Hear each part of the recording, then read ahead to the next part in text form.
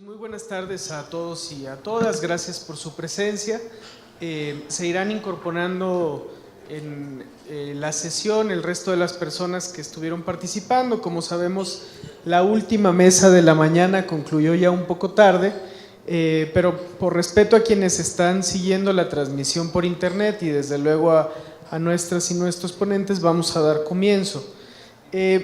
En el programa titulamos esta mesa Seguridad Democrática y Rendición de Cuentas, la irrupción de la sociedad organizada y especializada. ¿Cuál es la lógica de esta mesa? Bueno, como saben, a lo largo de estos 2 días de trabajo hemos estado comentando la necesidad de profundizar las discusiones sobre la seguridad en México para afianzar la vía civil y la perspectiva civil, hoy tan puesta en entredicho por iniciativas que buscan profundizar y perpetuar un modelo que ha mostrado ser fallido. Y nos parecía que para esa reflexión era fundamental tener una muestra de los muchos trabajos especializados que hoy hace la sociedad civil mexicana en distintas arenas que están conectadas con el tema de la seguridad.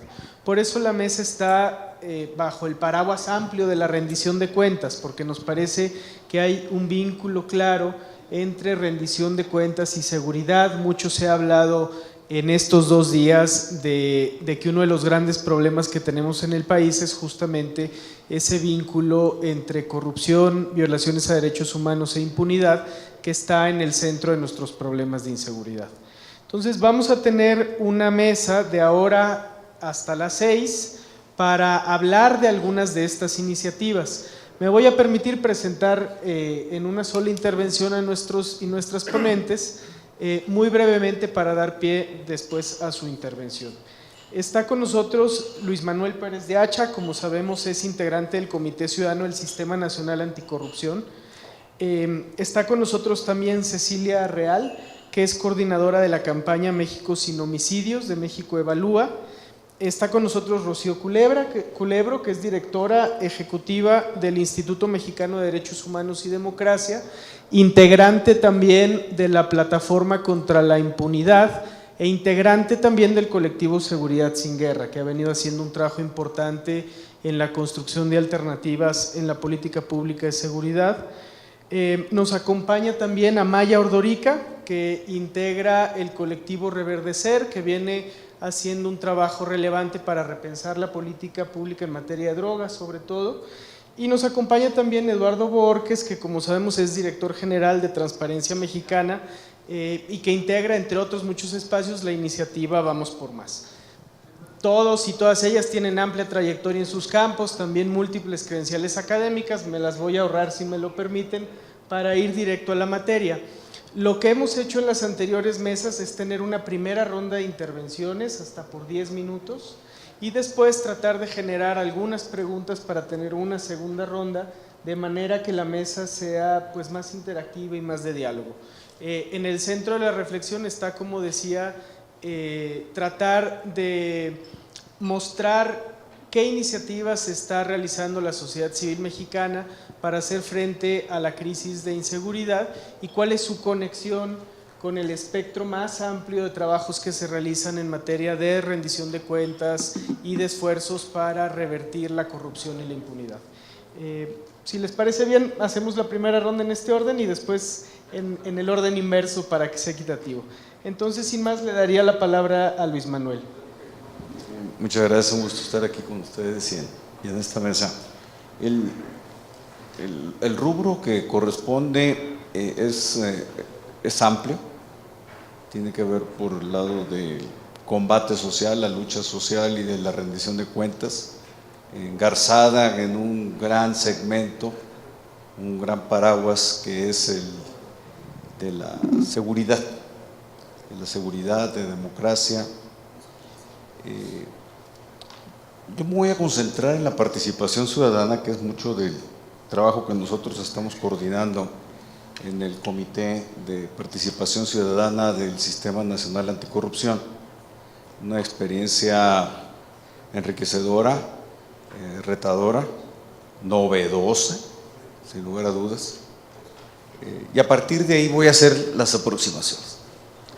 Yo veo 3 capas, esta división evidentemente es arbitraria, 3 capas de participación ciudadana y un adendum, el resultado de la misma.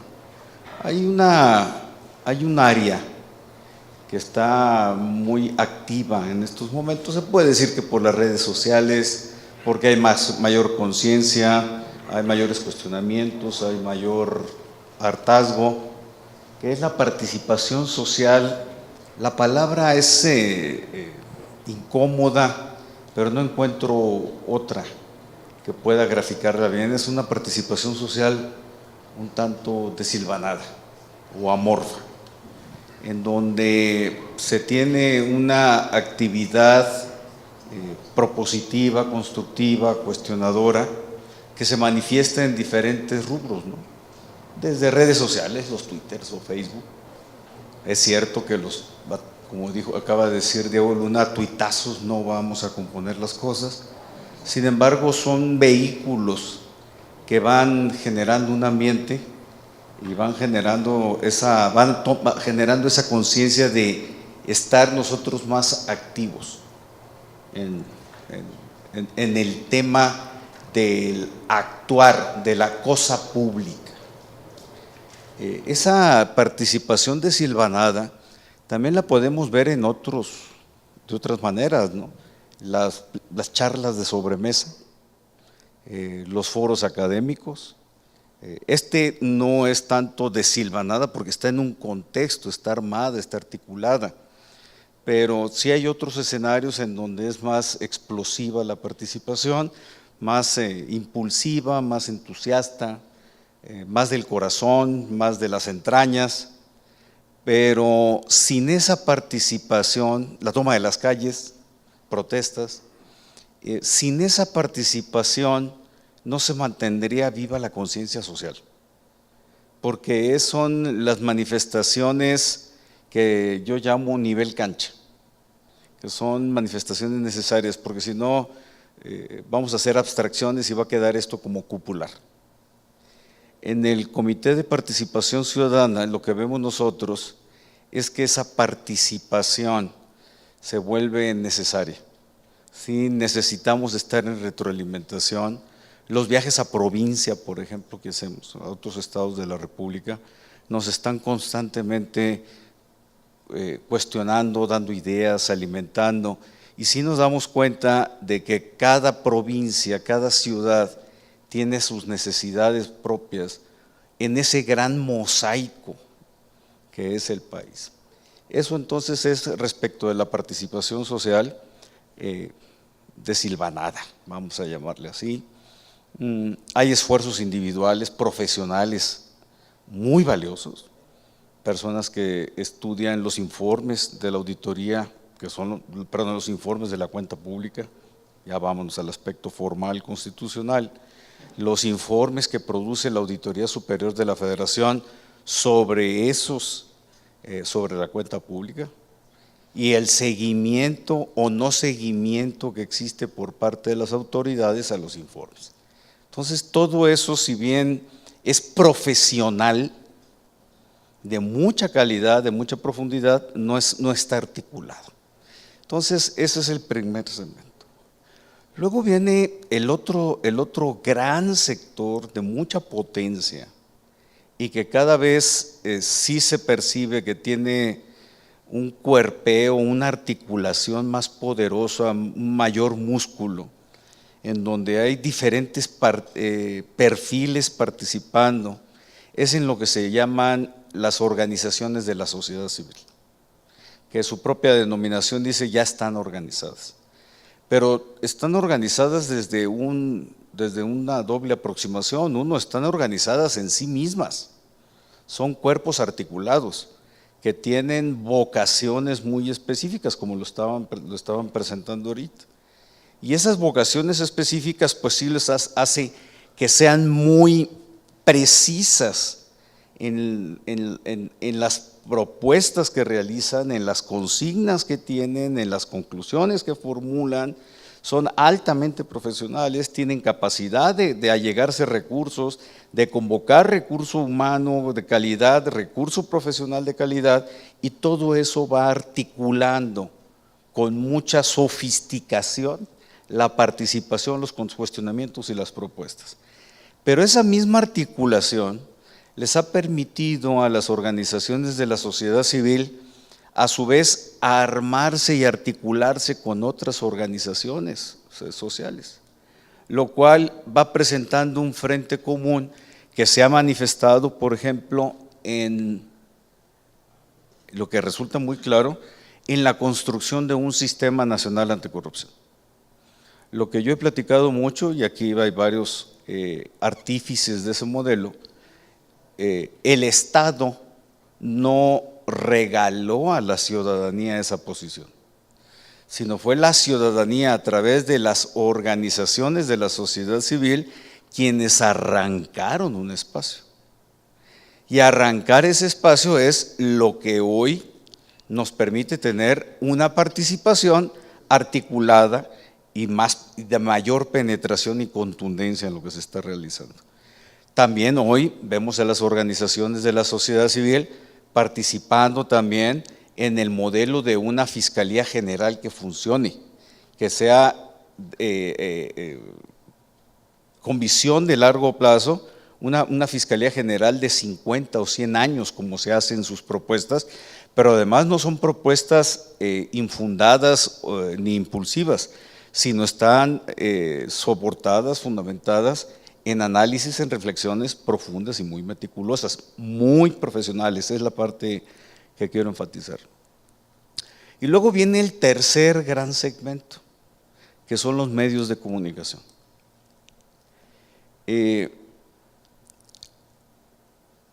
Vamos a pensar, solo vamos a concentrarnos en aquellos medios de comunicación que podemos decir si hacen un trabajo de cuestionamiento o de incidencia, porque si no nos vamos a perder y vamos a englobar aquellos otros medios de comunicación que realmente lo que se dedican es a descalificar el trabajo que está realizando la sociedad civil. Eso lo hemos sufrido mucho en el Sistema Nacional Anticorrupción, en particular el Comité de Participación Ciudadana, pero también otras personas otros personajes de las organizaciones de la sociedad civil que se han vuelto incómodos en un sistema. Los medios de comunicación, cuando hacen reportajes e investigaciones serias, y los hay, están Mexicanos contra la Corrupción, algunos periódicos, algunas cadenas de televisión, por internet, Twitter también que están reproduciendo, Facebook. Esos trabajos lo que están dando es, proveen de insumos, y esa provisión de insumos alimenta diferentes facetas de una sociedad civil desilvanada para que tomemos conciencia de lo que está pasando, si no estaríamos en zona oscura, pero también para la sociedad civil organizada. Y todo esto, este trabajo de reportaje que se realiza, pues lo estamos viendo ahora en el caso del fiscal especial para delitos electorales. Eso no es fortuito. Es cierto que la institución ha resultado simbrada. La institución que fundó Porfirio Díaz en 1900, 117 años después, está descabezada. No quiero decir que para bien, que para mal, es una situación crítica que la principal institución de procuración de justicia esté atravesando por esto. También no es fortuito, no es de ahora. Ha sido resultado de vicios añejos, de prácticas indebidas en la institución, de compadrazgos, de capturas, de secuestro de la institución, es cierto, pero hasta ahora no ha sido sino la sociedad civil organizada, la desilvanada y los medios de comunicación, Twitter y Facebook, quienes han puesto de relieve la necesidad de hacer algo con la institución. Entonces tenemos que voltear a ver lo que son los trabajos profesionales serios, que es en donde entonces se acomoda la parte de la organización, de las organizaciones civiles que han dicho, aquí está una propuesta. Y las organizaciones de la sociedad civil en este ámbito no han dicho esta es la propuesta. Este es un punto de partida para discutir una propuesta. Pero si está construida sobre bases sólidas, científicas, fundamentadas, pues cuando menos lo único que se dice es tómala en cuenta y no tomes una estructura vieja, le haces cirugía estética, cirugía plástica y la presentas como nueva, porque va a traer sus propios vicios que hoy se están manifestando. Lo que hoy estamos teniendo en la cosa pública, la res pública, en temas de procuración de justicia, es algo que el Senado le marcó un desdén profundo. No puede ser que casi 4 años después de que ya se fraguó normativamente en el plano conceptual, no conceptual, constitucional, la creación de la Fiscalía General, de una Fiscalía Especial Anticorrupción, de una Fiscalía Especial de Delitos Electorales, que un sistema penal acusatorio distinto.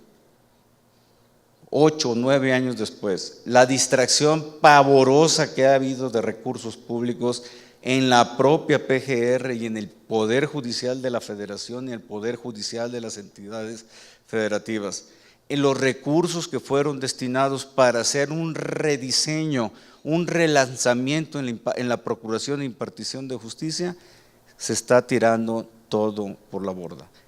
Lo más lamentable de esto no es un tema menor.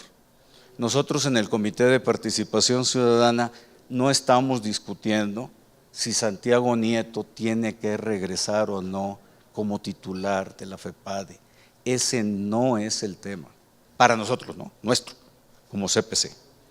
El tema es hacia dónde tiene que evolucionar la procuración de justicia y el sistema de justicia, con Santiago Nieto o sin Santiago Nieto, porque algún día Santiago Nieto entregará, quien quede como Procurador General de la República entregará, quien sea el fiscal anticorrupción entregará.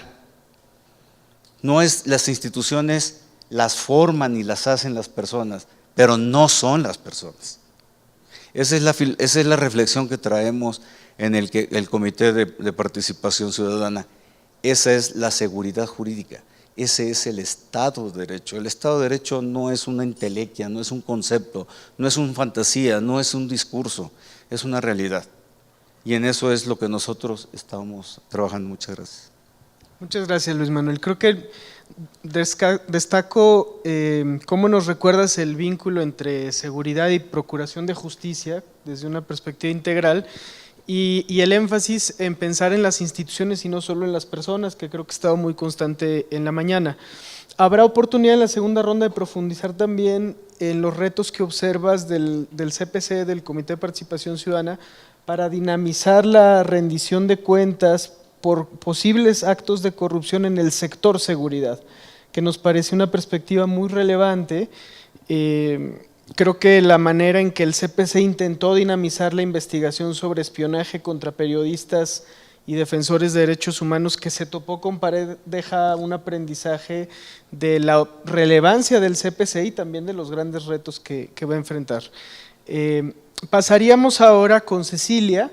Estuvo por la mañana Edna Jaime, también de México Evalúa, pero Cecilia específicamente acompaña los esfuerzos de la campaña México sin homicidios, que nos parece un esfuerzo fundamental a destacar en este muestrario de las iniciativas ciudadanas para pensar alternativas a la crisis de inseguridad. Cecilia.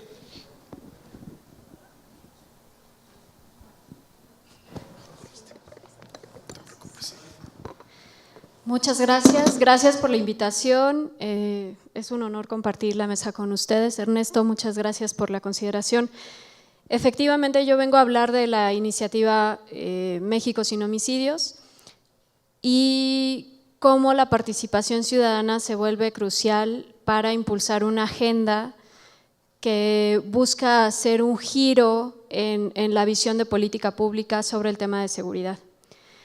México sin homicidios es una iniciativa que se inscribe dentro de una iniciativa regional llamada Instinto de Vida.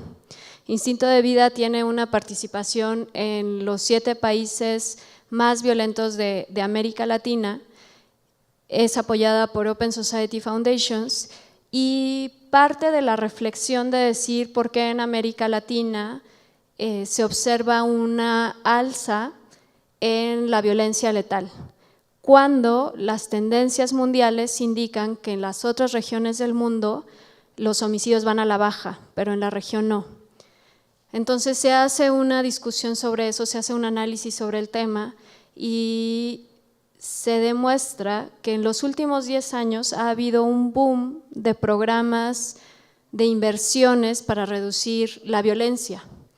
Y aun cuando se han hecho inversiones y se ha llamado la atención sobre el tema, se discute sobre el tema desde gobierno y desde sociedad civil, los indicadores no cambian y los homicidios siguen al alza. Entonces, ¿qué hacer para modificar esta situación? Se tienen que tomar acciones y entonces algo se ha estado haciendo mal. Evidentemente los gobiernos siguen tomando sus decisiones a partir de los programas que funcionan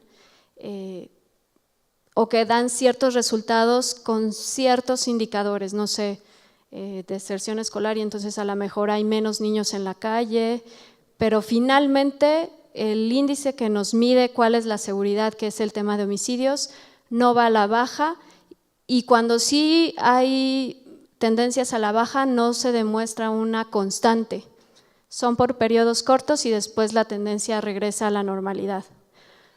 Eso, la reflexión es algo estamos haciendo mal y qué tenemos que hacer distinto. Y una de las ventajas, y empiezo a abordar el tema del papel de la sociedad civil, es que desde la sociedad civil, desde los diferentes ámbitos que cubren, hay organizaciones que se pueden dedicar a la investigación, al análisis, hay otras que se dedican más a incidencia. Desde esa perspectiva, la sociedad civil tiene la oportunidad de tener una mirada de largo plazo, una mirada más de análisis sobre qué es lo que se tiene que hacer, cuál es el problema, y entonces ya no caemos en la trampa que cae muchas veces el gobierno de debatir entre lo importante, lo necesario y lo urgente. Ahí es el área de oportunidad donde la sociedad civil tiene que aportar y cómo ir marcando agenda. Ese es uno de los objetivos de Instinto de Vida y de México sin homicidios. Responder a la violencia letal, romper con tendencias y girar la mirada de la política pública. Decir, los homicidios es un indicador que nos dice si está funcionando o no está funcionando las estrategias de seguridad, pero también vale la pena poner al homicidio como el foco central de la política pública. Entonces, ese es el propósito de México sin homicidios, trabajar con los gobiernos, pero desde sociedad civil poner una agenda muy concreta. ¿Qué es lo que queremos? Que se reduzcan homicidios. ¿Cómo queremos que se reduzcan homicidios? Con estrategias muy claras, que el gobierno tendrá que bajar, pero poner sobre la mesa qué es lo que se tiene que atender. Y ponerles también sobre la mesa metas e indicadores sobre los cuales desde sociedad civil también tenemos capacidad para ir haciendo un seguimiento de los avances, que es un poco el tema de rendición de cuentas. Porque finalmente no es suficiente con que el gobierno firme una carta de sí, vamos a reducir homicidios, es la foto, es la nota, y 3 años después no sabemos qué está pasando porque también la sociedad civil se nos olvida, ¿no? Es un reto que no es solamente gobierno que hace, sino sociedad civil, cuáles son nuestros procesos para estarle dando seguimiento y ser muy realistas en las metas que les planteamos para también las expectativas, porque no solamente son expectativas que tenemos que cubrir para la sociedad civil, sino también son las expectativas que planteamos hacia el público, para no quemar iniciativas. En este sentido, me parece que claves estratégicas y temas que la sociedad civil tiene que considerar, incluyendo retos, es tener un plan de acción y conectar esfuerzos. Ya lo decía Luis Manuel Pérez de Hacha, hay muchos esfuerzos que se están llevando a cabo desde diferentes organizaciones con diferentes perfiles, y lo que hay que hacer, que hace un poco, o buscamos hacer desde México Sin Homicidios, es identificar a todas las organizaciones que están trabajando en el tema, cuya prioridad es seguridad, y definir desde dónde están abordando el tema y ver cómo podemos compartir el objetivo y construir una agenda integral. Porque uno de los grandes retos es diluir los objetivos y la agenda, la atomizamos. Entonces, y lo hizo muy bien Fiscalía que Sirva y el colectivo que estaban comentando antes, cómo hacemos una agenda muy sólida, contundente, tratando de integrar los intereses de todos, porque si no nos integramos y desde todos jalamos cada quien para su lado, es muy difícil que nos hagan caso o es muy difícil generar el ruido. Entonces, le harán poquito caso a uno por acá y le harán poquito caso a otro por acá, pero por atendernos acá nos olvidaron allá. ¿Cómo, si todos compartimos un objetivo general, integramos una agenda y la ponemos por delante? Poniéndonos de acuerdo en lo más importante y ya después ir avanzando sobre eso. No competir entre temas, definir metas dirigidas al gobierno, ser realistas y medibles. ¿Qué es lo que les pedimos? Una cosa es decir lo deseable, que hay que ponerlo sobre la mesa, pero otra cosa es ser muy claros, porque muchas veces el gobierno no toma acciones o no toma muy en serio las propuestas que ponemos sobre la mesa porque son inviables, porque están fuera de sus capacidades reales.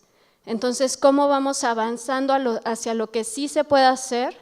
Poniendo metas, indicadores que sabemos que sí está dentro de sus capacidades y competencias poder hacer. Y si no lo está, entonces establecer metas intermedias sobre qué tenemos que ir avanzando, pero tenerla con mucha claridad nosotros para sobre eso ir presionando. ¿Qué rutas?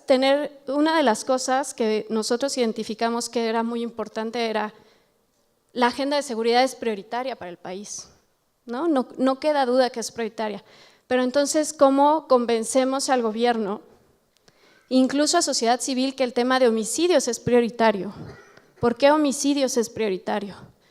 Entonces es una construcción de narrativa, de identificar el problema, pero también saber por qué es importante para el gobierno enfocarse en homicidios, por qué es importante que la sociedad, mencionaba desarticulada, la sociedad en general identifica el tema de homicidios como una prioridad y la sociedad civil, que tiene su agenda propia, identifique que es un tema, un objetivo en común hacia el cual podemos cada quien ir avanzando en su área de competencia. Entonces, identificar la narrativa en cómo posicionar el tema, porque eso es lo que nos va a dar el famoso costo político para que los gobiernos vayan avanzando en tomar las decisiones y tomar acciones sobre el problema que estamos planteando. Si planteamos un tema que es muy importante y nosotros sabemos que es muy importante, pero al gobierno no les representa absolutamente ningún impacto político tomar una decisión y avanzar sobre eso, dependerá de que tengamos una persona muy comprometida en la institución y si se va, se desvanece la agenda. Entonces, por eso es muy importante cómo posicionamos y comunicamos el tema. Creo que la comunicación ha sido un reto muy importante, no solo para el gobierno, sino también para la sociedad civil en cómo posicionamos y cómo describimos nuestras prioridades. Y finalmente cerraría con que otro de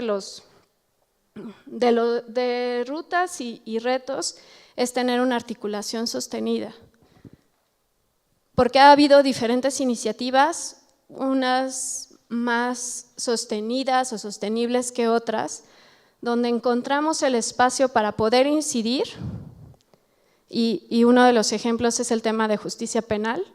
Se creó una buena articulación de organizaciones se tuvo una agenda muy concreta, se avanzó sobre esa y después se diluye. Y a la hora de haber logrado ese objetivo grande, se pierde la concentración y entonces, ¿qué pasa? Pasa que se retira el presupuesto para seguir sosteniendo la Secretaría Técnica que estaba responsable de la implementación y de la operación de la reforma. Se reducen recursos para PGR, para las fiscalías, y entonces la operación queda a medias. Y sí es cierto que le tenemos que echar la culpa al gobierno por no mantener la atención, pero desde sociedad civil también le estábamos quitando la atención, también estábamos reduciendo el costo político. Entonces, mantener esa articulación sostenida es un gran reto porque cada organización tiene su agenda, tenemos que ser muy conscientes de ello, pero también tenemos que ser muy conscientes de que el objetivo a compartir es a largo plazo, no podemos caer en la visión del gobierno que siempre tiene como sexenal o transitoria o de administración en administración. Con eso cerraría por ahorita. Gracias, Cecilia, por este recuento de cómo hacer más efectivo el trabajo desde sociedad civil y por presentarnos también la campaña México sin homicidios, que es un esfuerzo muy relevante. Habrá oportunidad en la segunda ronda de profundizar cómo han pensado ustedes que ciertas políticas de seguridad pueden incidir o no más efectivamente en la disminución de los homicidios o por el contrario en su aumento. Vamos a ir enseguida con Rocío. Le hemos pedido que nos pueda compartir un poco su experiencia, su muy larga experiencia desde el instituto, pero también de otros espacios como la Plataforma contra la Impunidad y el colectivo Seguridad Sin Guerra, en este esfuerzo de visibilizar las consecuencias del modelo de seguridad vigente y de advertir los riesgos de que se profundice, ¿verdad? Y los desafíos para la agenda de rendición de cuentas justamente de cara a un modelo de seguridad de corte más bien militarizado, ¿verdad? Rocío. Sí, bueno, sí está. Bueno, muchas gracias por esta invitación a los organizadores, en especial a la Universidad Iberoamericana, porque me parece muy importante que abra estos espacios para la reflexión y después podamos pasar a la acción.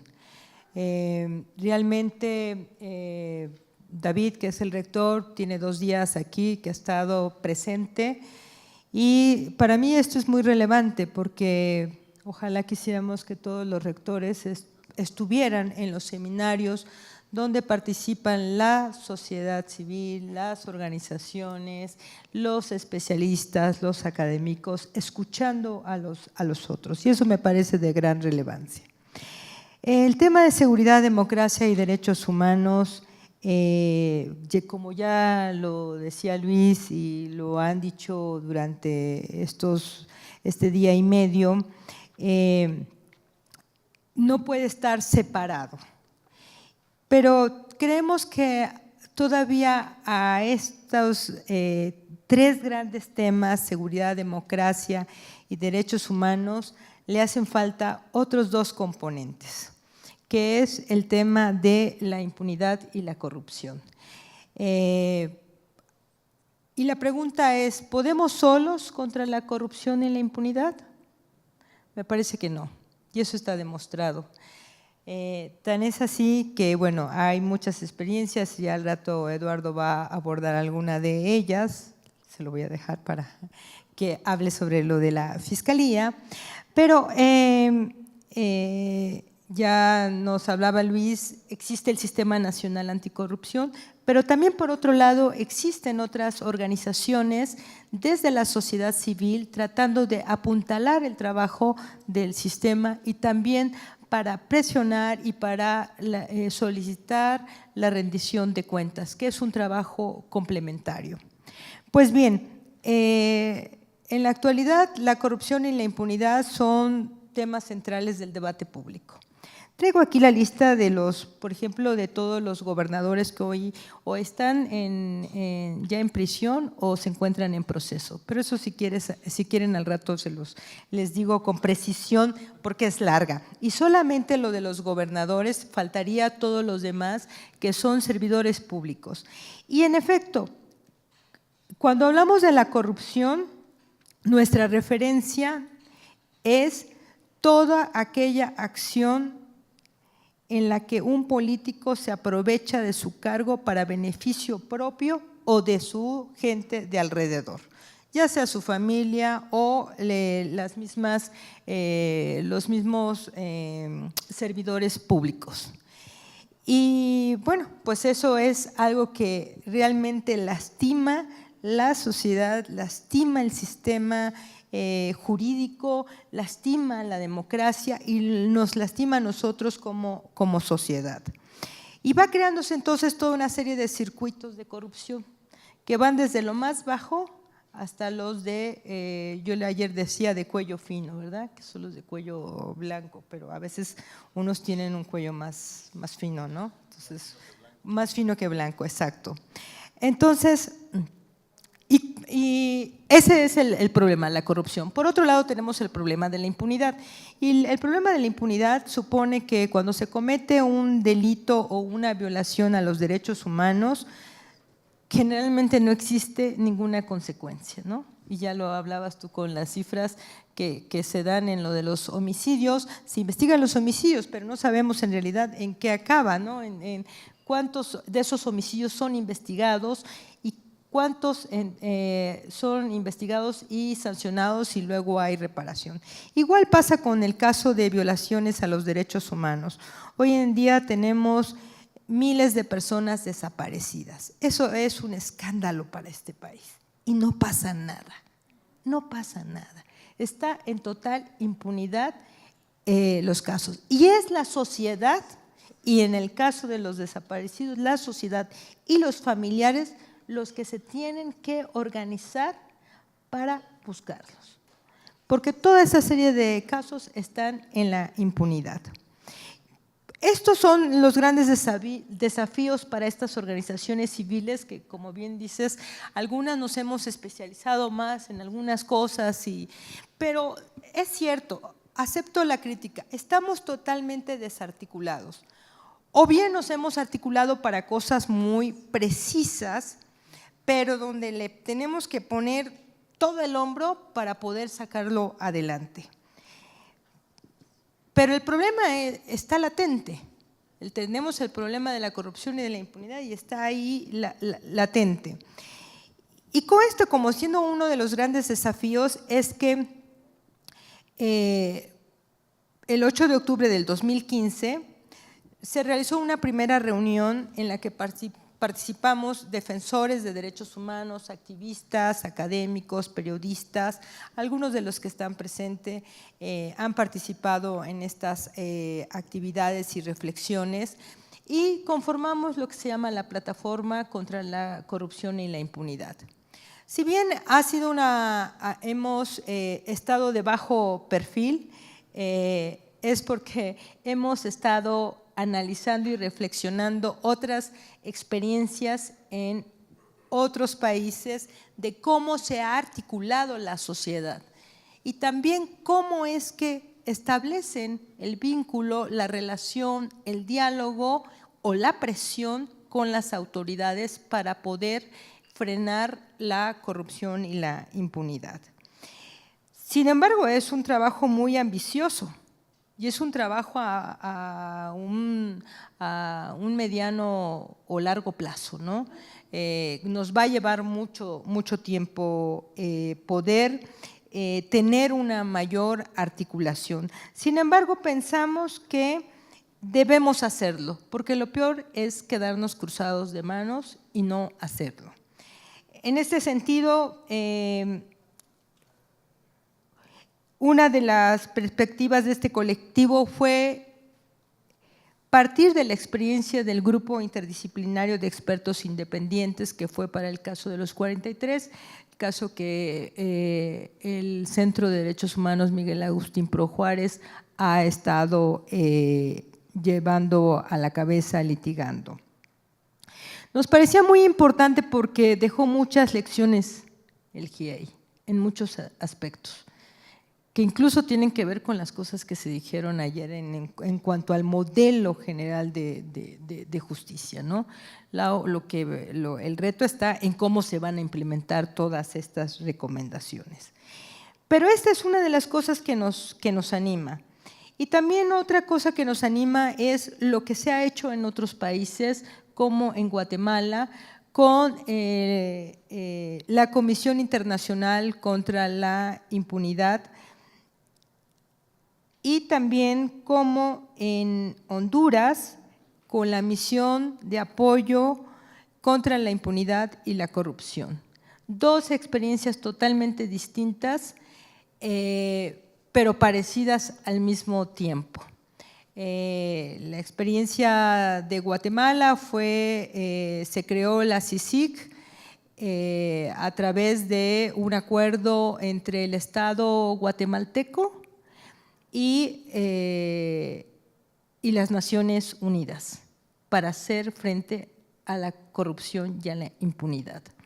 En el caso de Honduras, no voy a ahondar en estas experiencias, pero en el caso de Honduras solamente lo dejo aquí sobre la mesa. En el caso de Honduras, la misión de apoyo contra la impunidad y la corrupción nace de un acuerdo también entre el Estado hondureño y la Organización de Estados Americanos. Bueno, ahí estamos viendo que la sociedad y los mismos políticos están buscando otras vías y otras alternativas. En este sentido es que la plataforma nos concebimos como un espacio para poder seguir reflexionando sobre el papel que la sociedad debe tener y ver la posibilidad de la creación de mecanismos alternativos como en estos países. No quiero decir que deben de ser iguales, de ninguna manera, porque cada uno de ellos tiene su particularidad, pero sí creo que hay cosas que podemos tomar como parte de esas experiencias. Porque lo que sí es que aun cuando se están creando estos espacios del Sistema Nacional contra la Corrupción, vemos que si no hay una sociedad civil fuerte, también será un poco difícil hacerle frente a esto cuando quieren hacer cambios de quienes están al frente de las instituciones, como ocurre hoy con la Procuraduría, que la tenemos totalmente descabezada. Hoy no tenemos tres procuradores, bueno, 2 fiscales y un procurador, ¿no? En estricto sentido. Y esto lo que nos muestra es una debilidad de nuestro sistema. Y si la impunidad tiene que ver también, o sea, si la impunidad se da porque no hay investigación, pues si la institución que debe de investigar está totalmente colapsada, y literalmente colapsada, entonces, pues, ¿qué es lo que nos espera? Pues eso, que la sociedad se organice. Creo que para tener una democracia, como decimos, no solamente requerimos la seguridad y la democracia y el respeto a los derechos humanos, creo que necesitamos un Estado democrático y social de derecho. Y también hay que tomarlo desde esa perspectiva para fortalecer nuestra reflexión, para poder ir a una acción política más sólida y consolidada. Por ahora nos hemos planteado en la plataforma desarrollar investigaciones para la evidencia, que muestre los patrones de corrupción e impunidad existentes en México y que han perpetuado las violaciones graves a los derechos humanos. Nos vamos a tardar.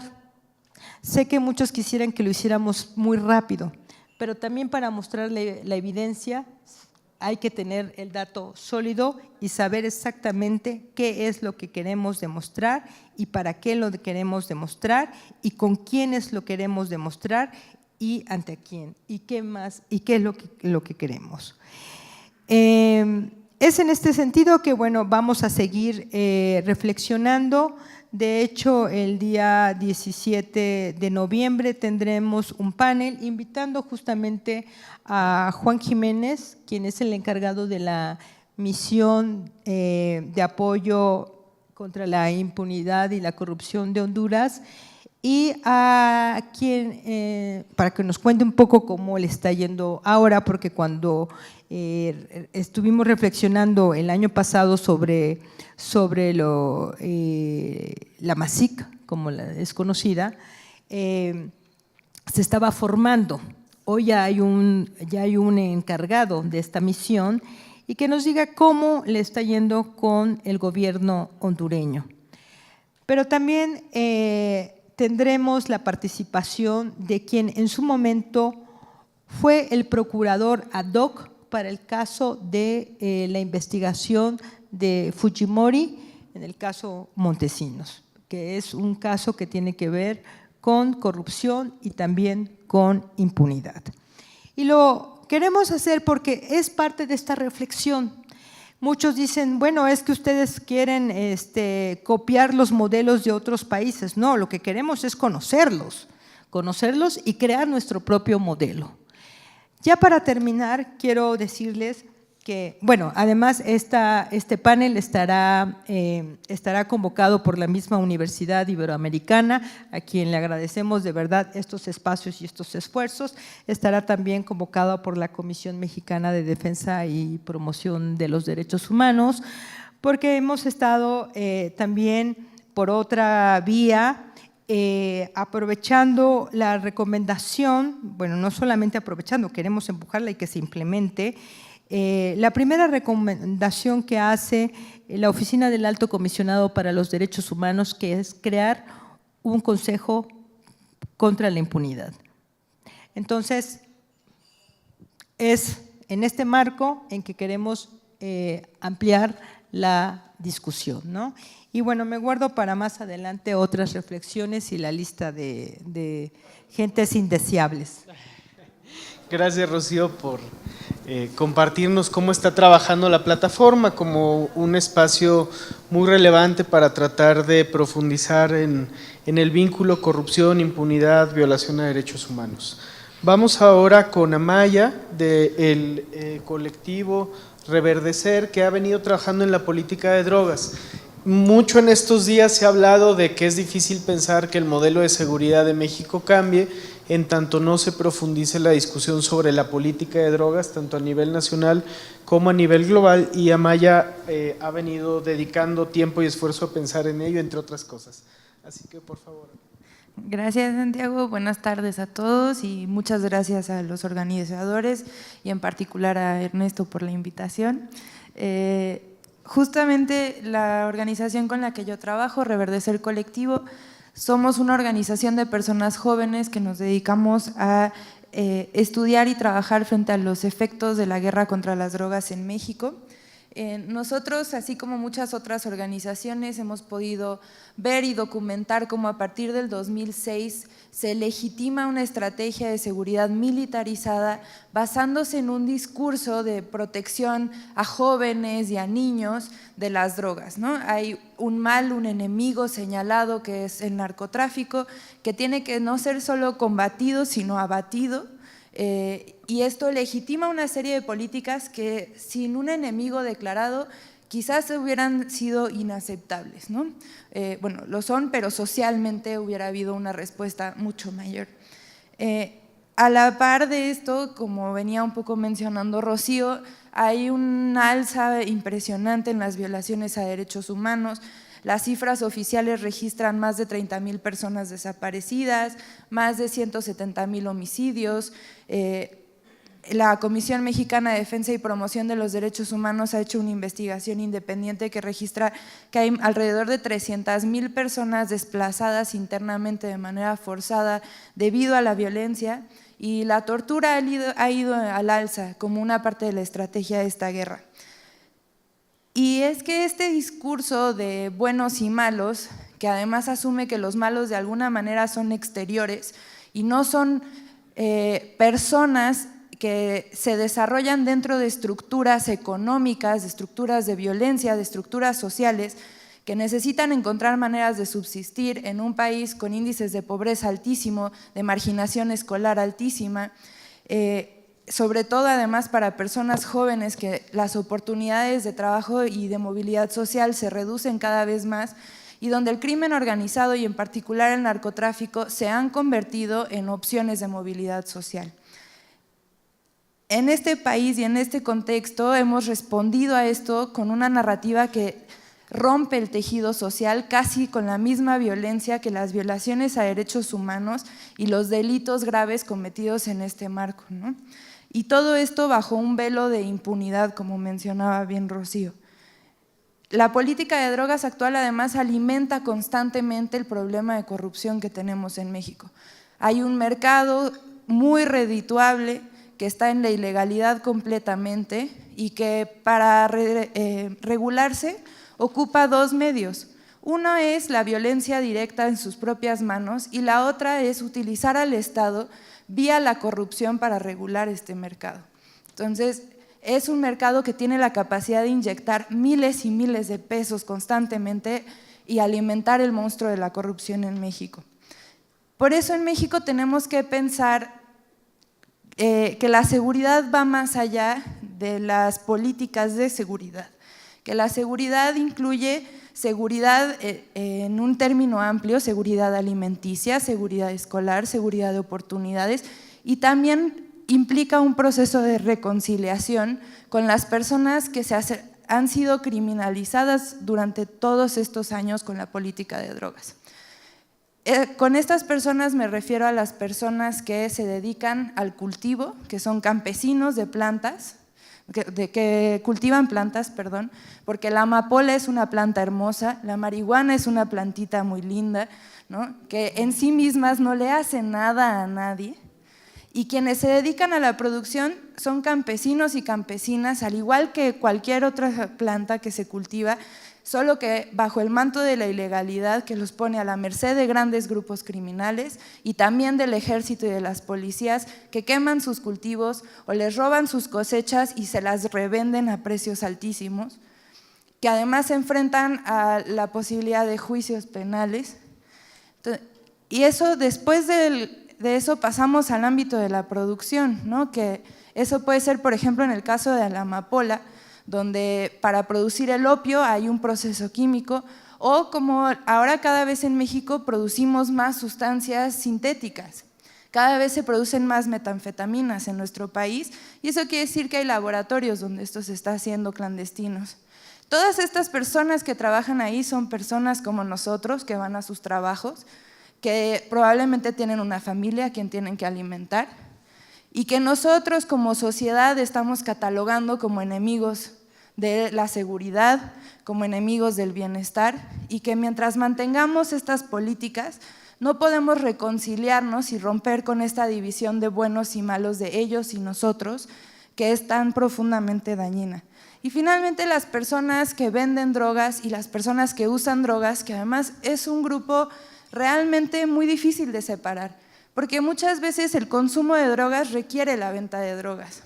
Entonces, muchas personas usuarias de drogas son personas que también las venden. Ninguna de estos tres pasos requiere violencia y podría ser un mercado legal. Sin embargo, al ser ilegal, nosotros lo obligamos a ir de la mano de la violencia. Entonces, necesitamos un proceso de reconciliación donde reconozcamos y reparemos los daños a todas estas personas que han sido detenidas, extorsionadas, asesinadas o obligadas a vivir con el miedo de las posibilidades de cualquiera de estas opciones, porque además este sistema no les ofrece alternativas, ¿no? Entonces, para llegar a un proceso de transformación, un paso hacia la construcción de paz en México, necesitamos regular las drogas, pero no para el consumo y la fiesta, que también es importante y ahorita llegaré a eso, pero porque necesitamos reparar los daños que estas políticas han hecho y porque además son fuentes económicas muy importantes para este país. A esto se suma que en México ha habido un esfuerzo por descriminalizar el consumo de plantas y sustancias ilegales. En el 2009 se aprobó la ley de narcomenudeo, que es una reforma a la Ley General de Salud, donde se descriminaliza el consumo. Pero esto solamente es en teoría, porque no está descriminalizada la posesión más que por ciertas cantidades, pero de todas maneras la policía te tiene que detener y un juez tiene que determinar que tienes menos de esa cantidad. Entonces, de todas maneras interactúas con el sistema de justicia penal. Y si tienes más de esa cantidad, además, que son cantidades irreales, te pueden juzgar por narcomenudeo y tienes penas mucho mayores, aunque solo seas usuario. Pero además la compra es ilegal, la venta es ilegal, la producción es ilegal, la distribución es ilegal. Entonces, de facto, el consumo de drogas es ilegal en México, porque todas las cuestiones necesarias para consumir drogas son ilegales. E incluso además, a partir del 2009 que hubo esta ley hasta el 2014, había más de 40,000 personas encarceladas en ese tiempo, y en el registro oficial dice que fueron detenidas por consumo. Esas todas son detenciones arbitrarias, porque a partir del 2009 el consumo no es un delito. Todas esas son personas que interactuaron con el sistema de justicia penal, invirtiendo recursos de nuestro sistema que podrían estar abocados a otras cosas, deteniendo personas por hacer con su cuerpo lo que les place, ¿no? Y que lo mismo no haríamos por alguien que toma demasiado, alguien que toma mucho café, alguien que consume mucho azúcar e incluso tiene riesgos para su salud porque le puede dar diabetes, y si desarrolla diabetes puede ser una carga social y para su familia porque son gastos médicos y todo un proceso que hay que tener de cuidado en torno a esta enfermedad, y sin embargo jamás se nos ocurriría ni perseguir a quienes producen y venden el azúcar, ni a quienes la compran y la consumen, y mucho menos a quienes desarrollan una enfermedad por consumirla, ¿no? Entonces necesitamos cambiar completamente el paradigma desde el cual estamos partiendo para esto. Y esto además nos va a permitir una reubicación del presupuesto. La militarización en estos años ha ido concentrando cada vez un alza en presupuesto federal, mientras que el presupuesto para salud disminuye constantemente, el presupuesto para educación disminuye constantemente. Entonces, ¿dónde están nuestras prioridades como país? ¿Qué realmente es lo que nos está preocupando? Y para esto hay diferentes iniciativas sociales, hay 3 que me gustaría mencionar rápidamente. Una es el programa de análisis de sustancias. El programa de análisis de sustancias es un servicio de salud que lo que hace es que va a festivales y a lugares donde las personas consumen drogas y les analiza sus sustancias, sus pastillitas, sus polvos, sus papeles, en la presentación en la que venga, para decirles en ese momento si eso no es lo que ellos pensaron que era. Esto puede parecer una tontería, pero si una persona joven compra MDMA y cree que es MDMA su pastilla y la consume, pero resulta que era metanfetamina, pues la dosis letal de la metanfetamina es la mitad que la del MDMA. Entonces tendría que haber reducido su dosis a la mitad, pero por falta de información podemos tener sobredosis porque la gente no tiene manera de conocer qué es lo que está consumiendo. El programa de análisis de sustancias, que es una coalición tripartita, empezó como una coalición tripartita entre Espolea, el colectivo por una política integral hacia las drogas y Reverdecer Colectivo, ha encontrado en estos lugares que la cocaína, por ejemplo, está constantemente cortada con levamisol y muy comúnmente sustituida por metanfetamina, que las pastillas que muchas veces se venden como MDMA son en realidad metanfetamina, cosas que responden al mercado nacional y a la producción nacional, y además encontramos muchísimas sustancias no identificadas. Eso quiere decir que nosotros somos capaces de identificar 25 sustancias y las que nos llegan no son ninguna de esas 25. ¿Quién sabe qué es lo que se está vendiendo? ¿Quién sabe qué es lo que la gente está consumiendo? Y ahí tenemos que evaluar qué consecuencias queremos que las y los jóvenes que consumen drogas tengan a la hora de consumir. Queremos que cuando vayan a una fiesta y se consuman una pastilla, lo peor que les pase es que la pasen bien, acaben cansados y sudados al final, con mucha sed, mucha hambre y mucho sueño, o que tengan una sobredosis, que se mueran y que no haya vuelta atrás de esa experiencia. Estas son decisiones que tenemos que tomar pero que además estos procesos nos permiten empoderar a las personas usuarias de drogas a reconocerse frente al mercado de drogas, pero también frente al Estado como sujetos de derechos que se pueden activar políticamente para exigir que se cumplan sus derechos y que haya servicios destinados a sus necesidades sin requerir la abstinencia. Y el otro esfuerzo que les quiero compartir muy rápidamente es el esfuerzo de las Brigadas Nacionales de Búsqueda de Personas Desaparecidas. Parecen dos cosas completamente alejadas y distantes, pero en realidad no lo son. La Brigada de Búsqueda nace después del 2014, que empiezan a aparecer fosas clandestinas en la búsqueda de los 43, y al no ser los 43, el Estado solo dice, pues no son. Y las familias de Guerrero dicen, entonces a lo mejor son mis familiares que no encuentro desde hace 4 o 5 años. Entonces empiezan a buscar más y más fosas y empiezan a desarrollar técnicas de búsqueda y esto se expande a nivel nacional y ya en más de 10 estados se hace búsqueda de fosas clandestinas por las manos de las y los familiares.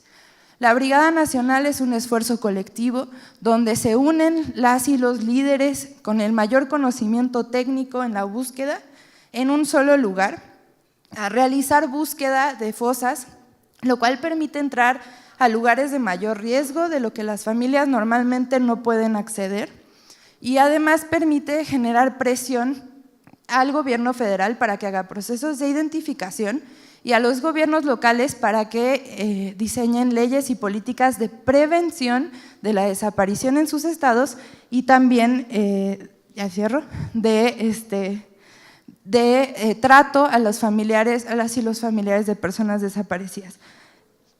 Y solamente lo último, estas dos cosas se unen, para no dejar esa idea suelta, en que hay esfuerzos de la sociedad civil que no necesariamente están únicamente vinculados a las organizaciones de la sociedad civil, que hemos desarrollado conocimientos y herramientas y experiencias técnicas muy importantes, pero que pueden ser procesos mucho más amplios, que tienen que ser procesos más amplios, que rompan con el miedo, que permitan reconocimiento de la sociedad como actores políticos, a las personas que vemos por la calle, a las personas afectadas de a pie cotidianamente, no a quienes nos creemos buena onda porque ganamos un salario por hacer algo buena onda, que pues es bonito, pero que es importante también poder activar grupos y organización social mucho más allá de estas pequeñas organizaciones que nosotros representamos aquí, y que miren a modelos latinoamericanos mucho más cercanos a los nuestros y se alejen mucho más a la perspectiva europea. Gracias.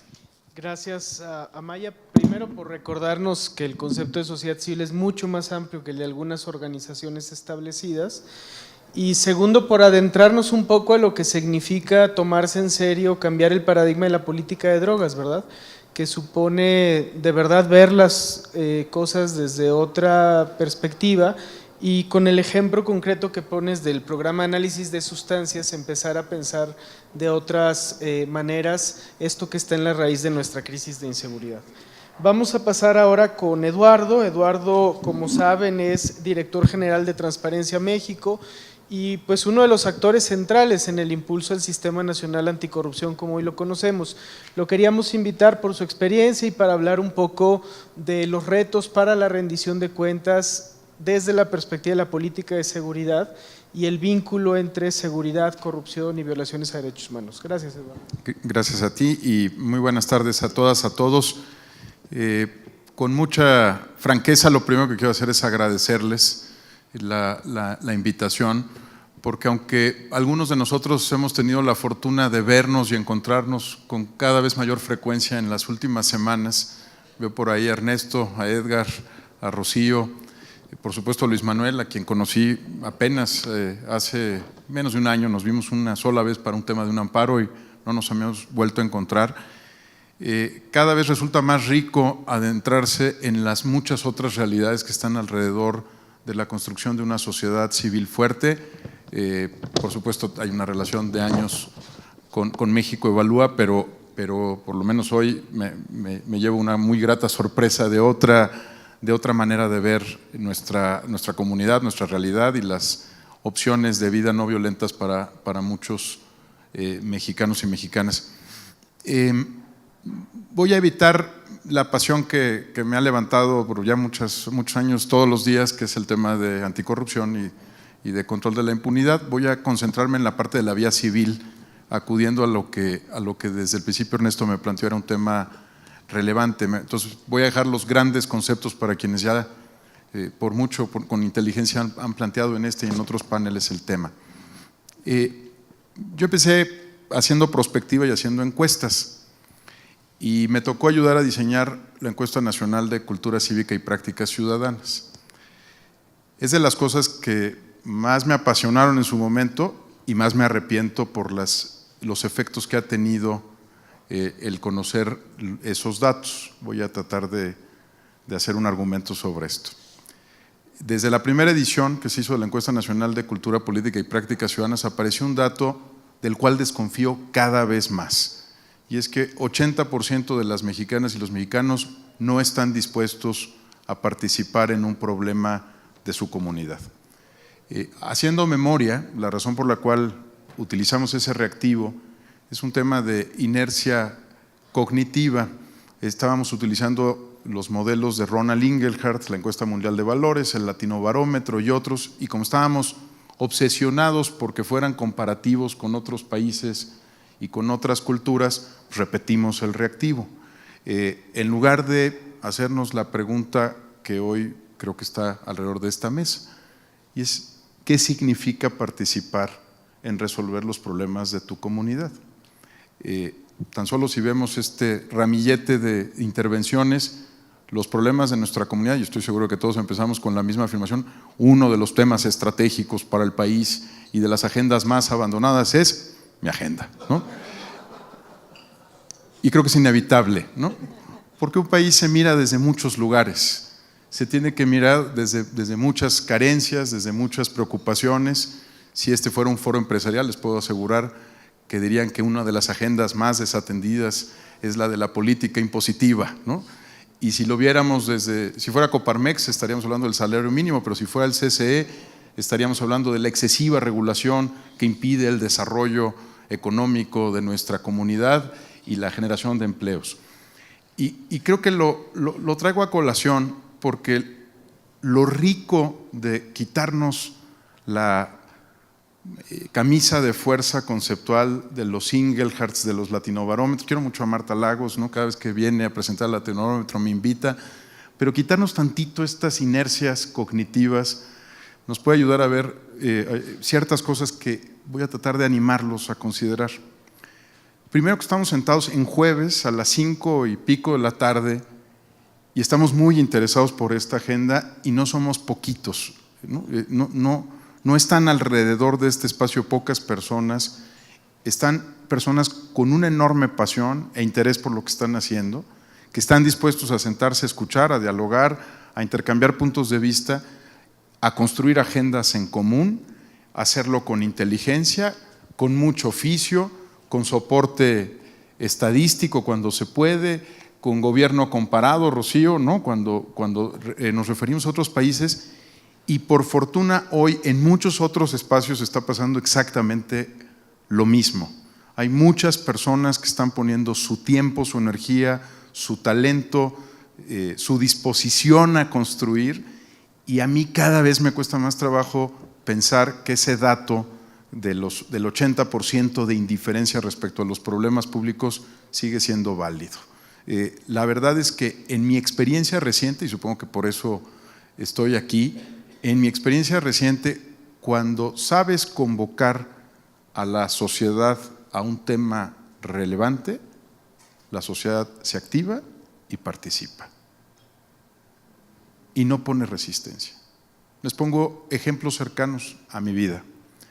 Después de la tragedia de la guardería ABC, una de las cosas que hacemos en Transparencia Mexicana cuando estamos muy encabronados es que nos vamos a pensar. Nos sentamos en la mesa y decimos, ahora, ¿qué hacemos? Estamos muy enojados por lo que pasó con la guardería ABC.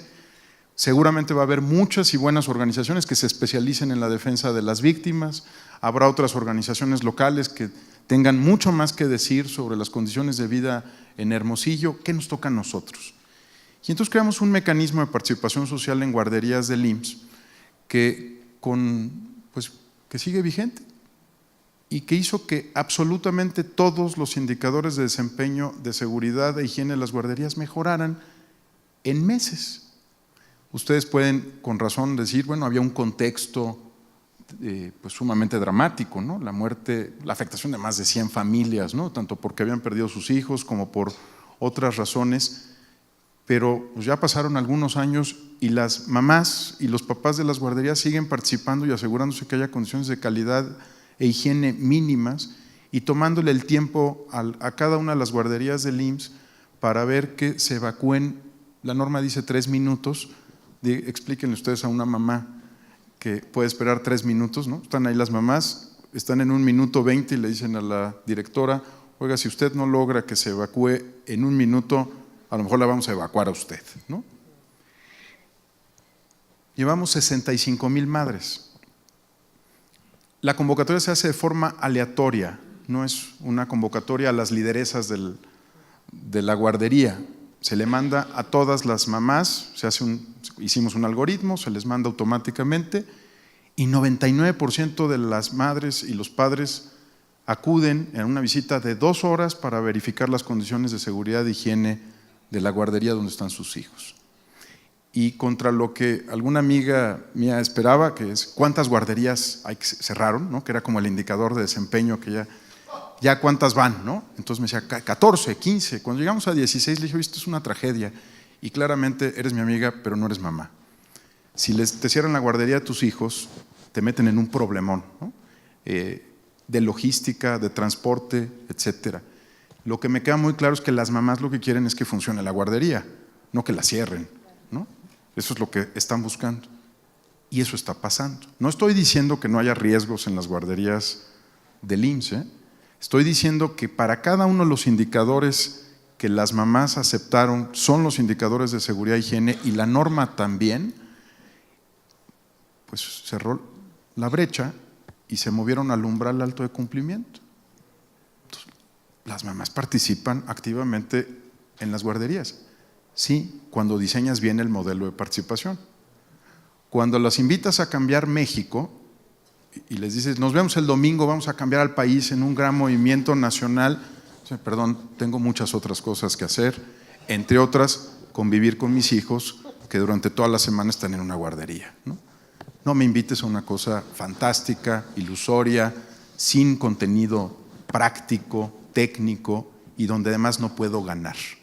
Invítame a algo donde las cosas pueden cambiar. ¿Y qué creen que hicimos? Tomamos el modelo de las guarderías y después, últimamente me he ganado la fama de inventar hashtags, ¿no? Creo que ya no sé si voy a seguir, voy a tratar de abandonar esa fama. Inventamos una cosa que se llamaba 3 de 3. Y 3 de 3 era un hashtag, 4 letras, una plataforma que nos costó exactamente 64,000 pesos, que desarrollamos en una semana y empezó pues algo que seguramente en los libros de ciencia política se estudiará por los efectos que tuvo, ¿no? ¿Y qué estábamos haciendo?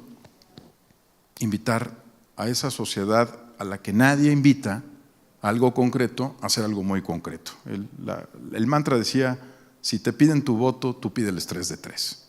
Eso fue todo lo que decía el mantra. Había una estrategia offline y una estrategia online y empezó a crecer. Nada más para darles una idea, en la primera sesión, la primera oportunidad para lanzar 3 de 3 fue en el Senado de la República y llegaron 5 legisladores de distintas fuerzas políticas. La lista incluye algunos amigos que seguramente tenemos en común, pero bueno, había 5 legisladores. No hubo un solo medio de comunicación que no dijera que era un absoluto fracaso, ¿sí? La prensa al día siguiente dijeron, 5 legisladores, son 628, vean qué porcentaje tan bajo, esto no va a jalar. Es más, yo me volteé con un buen amigo desde la universidad, con Juan Pardinas, y me volteé con él y le dije, Juan, yo creo que vamos ganando. Y me dice, ¿cómo, man? Si son 5 legisladores los que se animaron a hacerlo. Dije, mira, cuando Madero convocó a la Revolución Mexicana llegaron 4 personas. Entonces tenemos un 25% más que Madero, yo creo que va bien. No les tengo que decir que cuando cuando tuvimos que, un año después, buscar la ruta de la iniciativa ciudadana para ir al Congreso, tuvimos que detener la recolección de firmas. La paramos en 634,280 firmas. Las firmas seguían llegando y seguían llegando. Y mientras algunos amigos míos sufrían porque no habían podido ir a la constituyente, ¿no? En el mismo periodo se dio la recolección de firmas para la constituyente. Me acuerdo muy bien de María Silvia, Alexandra Zapata, Rafael García Cebes y otros amigos que no se daban abasto, ¿no? En la madrugada para seguir sumando firmas. No había app, no nos podemos quejar del app de línea porque no había app de línea, ¿no? Eran a mano, ¿no? Cuando la sociedad mexicana es convocada a un asunto concreto, como impulsar una iniciativa ciudadana para crear un sistema anticorrupción, aunque se llamara de manera coloquial Ley 3D3, la sociedad mexicana acudió.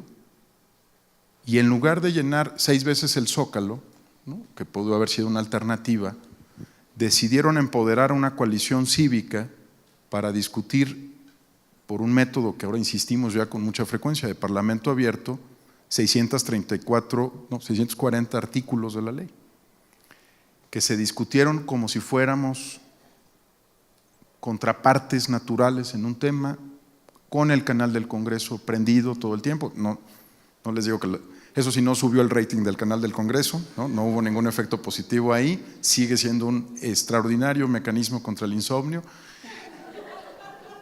Y la verdad es que lo que sí conseguimos fue capturar la agenda pública durante 6 meses.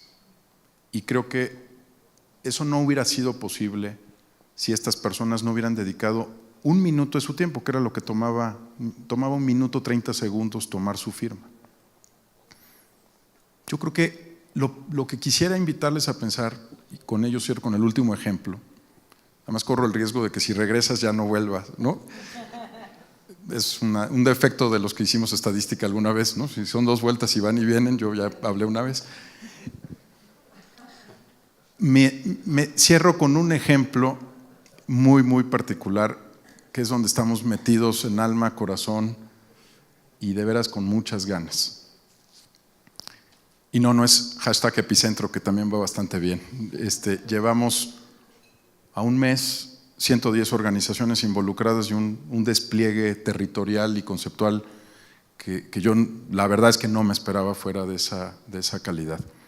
Me quiero referir yo me siento muy, muy representado por Fiscalía que Sirva, pero en honor a la discusión que hemos tenido y a los acuerdos de las mesas diversas, voy a llamarlo como se llama, con un largo hashtag al que me opuse, pero ustedes ganaron la mano. Vamos por una Fiscalía que Sirva, ¿no? Que no cabe ni en Twitter, ¿no? Es bastante difícil de ponerlo. ¿Qué aprendimos, o cuando menos qué he aprendido, y a lo mejor coincidimos en algunos de estos temas?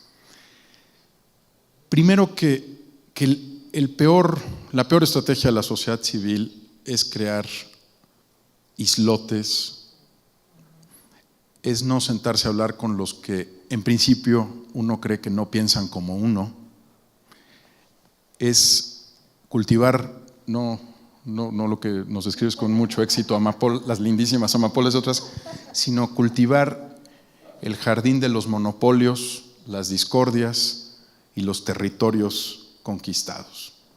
No tienen idea qué placer más extraordinario ha sido sentarme con muchas personas durante muchas semanas a entender desde dónde estábamos viendo el país y la agenda que tenía que construirse.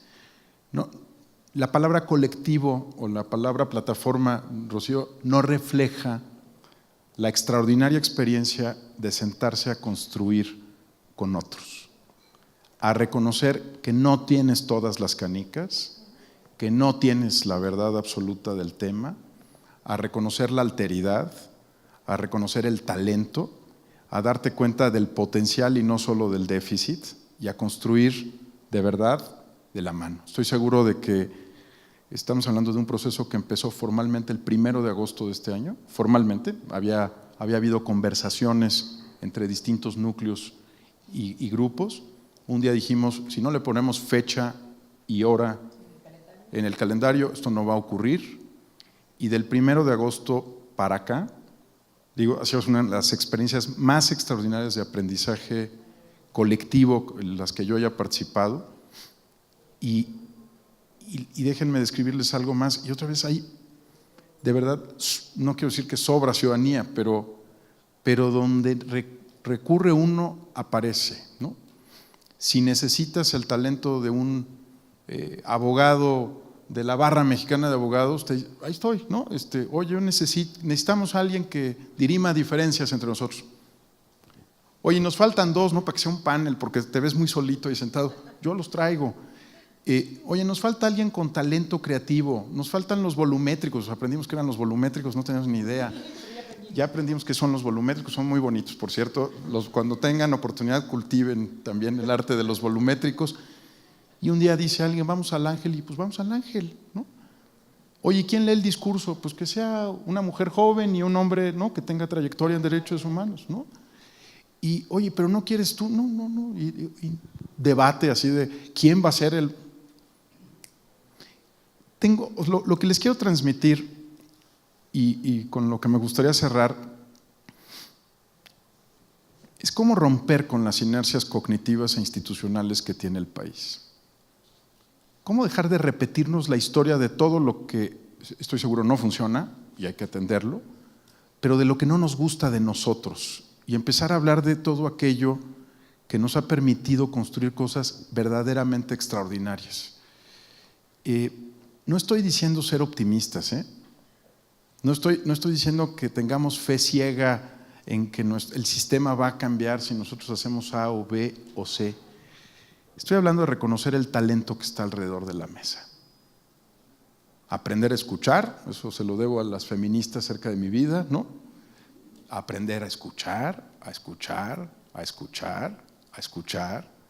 No hacer lo que la clase política hace muy bien, que es mirar al otro lado, mirar de frente, parar oreja, ver en qué uno se encuentra rebasado y limitado, reconocerlo y empezar a construir con el potencial colectivo que tenemos.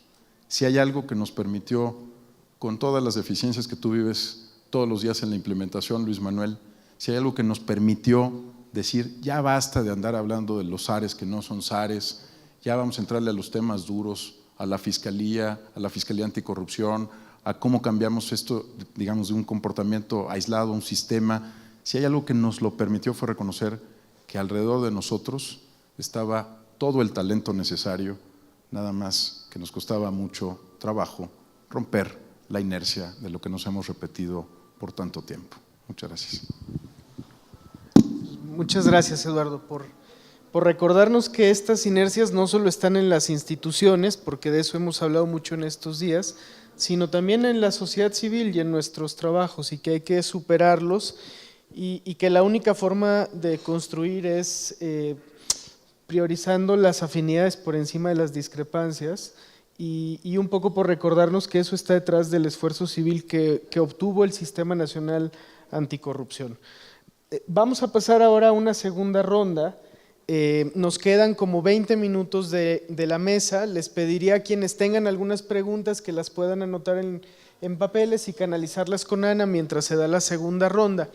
La idea de esta segunda ronda es profundizar un poco en cómo desde las respectivas iniciativas ciudadanas que nos han presentado impacta el modelo de seguridad, ¿verdad? Como hemos platicado, esta conferencia busca también comenzar una reflexión para un espacio más permanente de discusión y propuesta en torno al modelo de seguridad que hoy tenemos, sobre todo por el riesgo que se advirtió al momento de concebir este evento de que se pudiera profundizar a perpetuidad el modelo actual con esta propuesta de ley de seguridad interior que empezó a circular.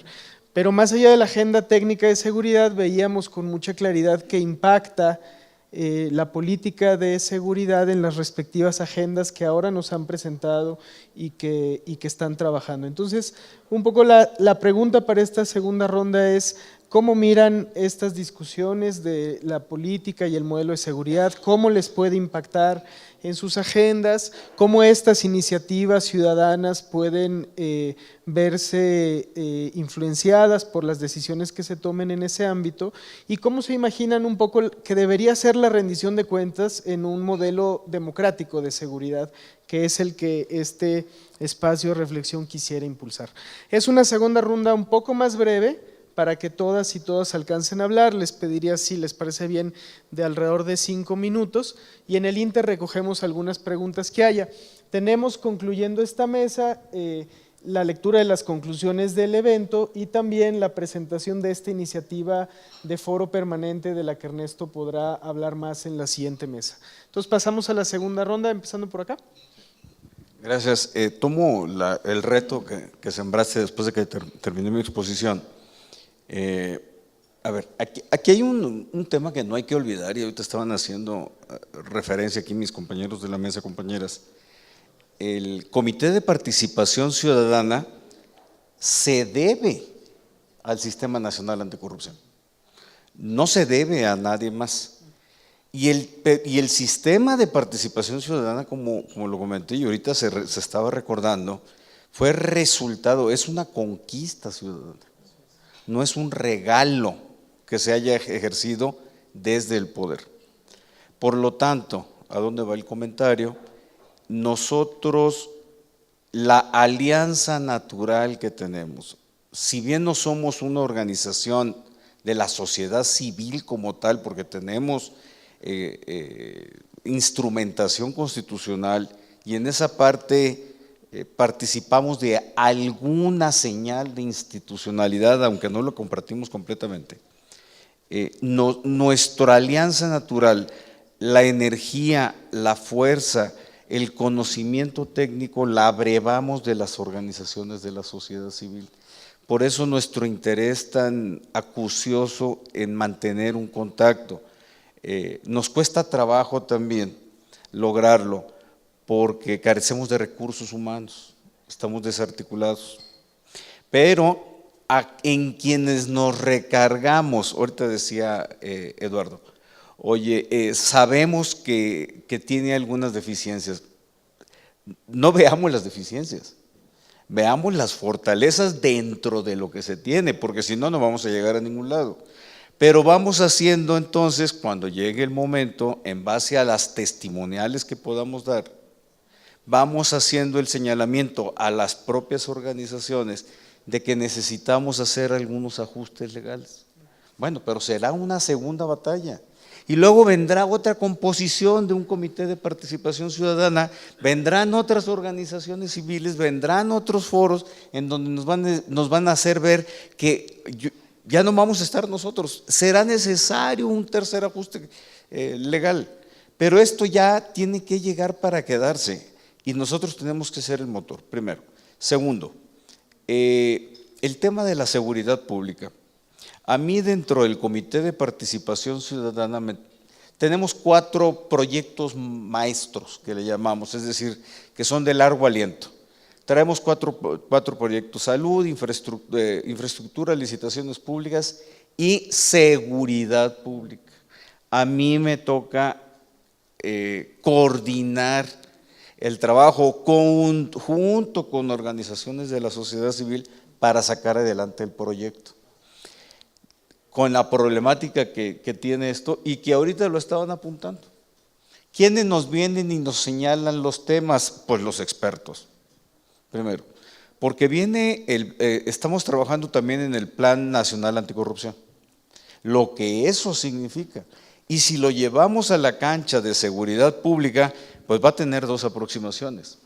Una que es descomunal, desproporcionada,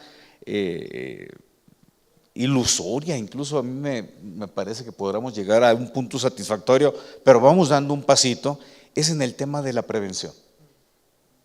No es que no se pueda, es que es demasiado ambicioso dada la descomposición que ustedes están señalando. Y la percepción social que se tiene sobre el tema, el dolor que se manifiesta y el reclamo que hasta nosotros en el Comité de Participación Ciudadana nos toca, no obstante que nosotros no somos órgano que planea ni órgano que ejecuta. Eso es en lo que corresponde a prevención, que es multifactorial, multidisciplinaria o interdisciplinaria, y que por lo tanto no va a tener un planteamiento que resulte satisfactorio para todas las áreas.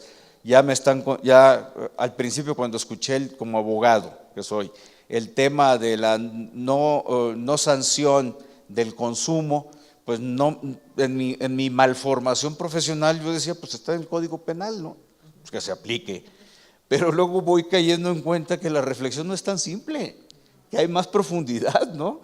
Entonces ahora resulta que yo soy pro consumo, no a favor del consumo, pero no tengo nada contra el consumo, nada, ya se quitaron, pero esa base de estar escuchando el discurso, pero más que el discurso hueco, el discurso con razones y con sentido, porque es en estos foros lo que estamos haciendo en el Comité de Participación Ciudadana es escuchar.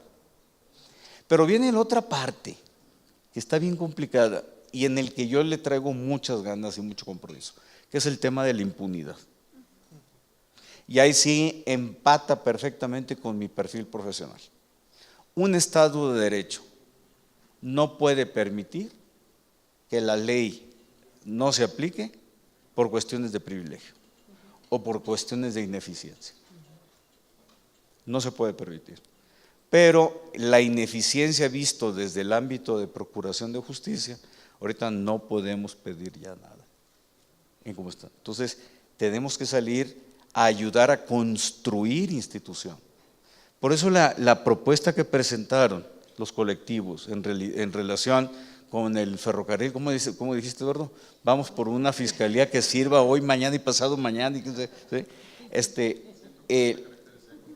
El tema ahí es que no es una crítica a la institución, sino hay una propuesta a la institución, como lo señalé.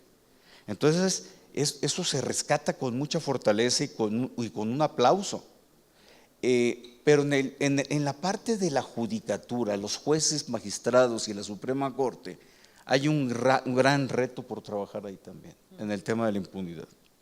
Porque lo que se está privilegiando todavía, desafortunadamente, son los formalismos que han anquilosado el sistema y que lo único que favorecen son situaciones de impunidad y que la justicia se dé para quienes puedan pagar por la justicia. Yo creo que en esa parte el trabajo, las experiencias internacionales, sí hay esfuerzos de algunos ministros de la Suprema Corte, de magistrados, pero va a tomar algún tiempo construir todo esto. Esa es tarea del Comité de Participación Ciudadana. La próxima semana, en 15 días, voy a participar en un foro muy retador, que es en el Instituto de la Judicatura Federal, precisamente para hablar de este tema. La valoración de pruebas, la integración de expedientes, ya los aspectos técnicos duros, estamos muy rezagados, pero pues algún día tenemos que empezar. Gracias, Luis Manuel. Cecilia. Muchas gracias. ¿En qué se desdobla las propuestas de México Sin Homicidios que tienen un impacto en cómo se observa la política pública en materia de seguridad? Uno, y creo que es compartido por la mesa y por todas las iniciativas que tengan que ver con el tema de seguridad, es impunidad. Si no se resuelve el problema de impunidad, cualquier acción que se tome va a ser una acción momentánea y coyuntural y no va a tener una sostenibilidad de largo plazo. Entonces, atender el tema de impunidad y que la sanción a la comisión de los homicidios sea efectiva va a ser lo único que a largo plazo nos va a ir disminuyendo la probabilidad de que se sigan cometiendo homicidios en las tasas que lo estamos viendo.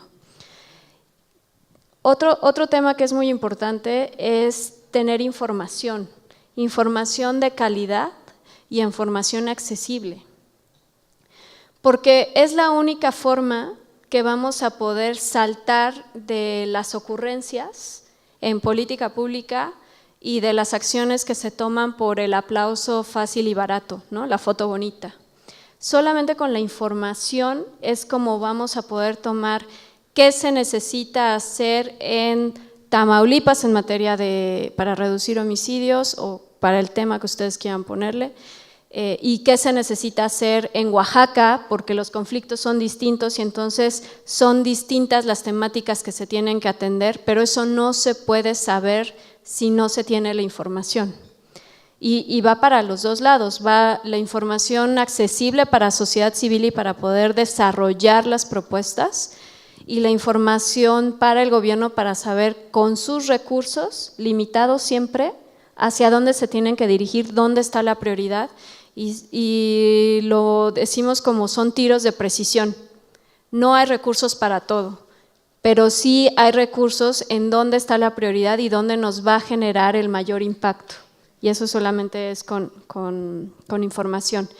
La información me lleva al tercer punto, que es el tema de evidencia sobre lo que queremos hacer y cómo queremos atender esos factores. ¿Dónde está la evidencia que nos dice que esas acciones que estamos proponiendo funcionan? ¿No? Experiencias existen, solamente hay que revisarlas y aterrizarlas al contexto.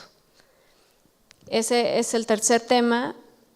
Y finalmente el otro es siempre tener muy presente el tema de construcción de políticas y propuestas que se alejen de la reproducción de la violencia. ¿A qué me refiero con esto? No necesariamente es hacer intervenciones con la fuerza pública y entonces generar más violencia dentro de las comunidades. Hay respuestas que nos pueden dar resultados de largo plazo, con mayor consistencia y constancia, si no solamente observamos desde la clásica visión de combatir la violencia con violencia.